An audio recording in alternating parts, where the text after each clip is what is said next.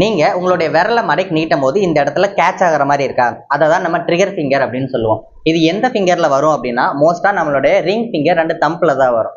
நம்ம ஃபிளெக்சர் மசில்ஸ் டெண்டான்ல ஏற்படக்கூடிய ஒரு நாட்னால தான் நமக்கு இந்த ட்ரிகர் ஃபிங்கர் வருது. இது யாருக்கெல்லாம் அதிகமாக வரும்னு பார்த்தோம்னா, ஃபர்ஸ்ட் நம்ம ஃபிங்கர்ஸ்க்கு அதிகமாக ஒரு ரிப்பீட்டட் மூவ்மெண்ட் கொடுத்துட்டே இருக்கோம்னா அந்த ஸ்ட்ரெயினால வரலாம்.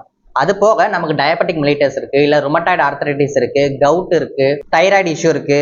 இந்த பிரச்சனையோட காம்ப்ளிகேட் ஆகும் நமக்கு ட்ரிகர் ஃபிங்கர் வரலாம். இந்த ட்ரிகர் ஃபிங்கருக்கு எடுத்த உடனே சர்ஜரி பண்ணணுமான்னு கேட்டால் கிடையாது. ஃபர்ஸ்ட் லைன் ட்ரீட்மெண்ட்டாக நம்ம என்ன பண்ணலாம்னா, ஃபர்ஸ்ட் நம்மளுடைய டெய்லி ஆக்டிவிட்டியை ஏதாவது மாடிஃபை பண்ணி பார்க்கறது.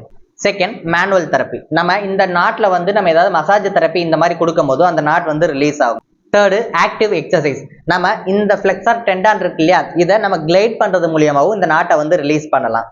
நாலாவது, பாசிவ் ஸ்ட்ரெச்சிங் எக்ஸசைஸ். நம்ம ஃபிளெக்சர் மசில்ஸை ஸ்ட்ரெச்சிங் பண்றது மூலியமாகவும் அந்த டெண்டான்ல இருக்கக்கூடிய நாட்டை நம்ம ரிலீஸ் பண்ணலாம்.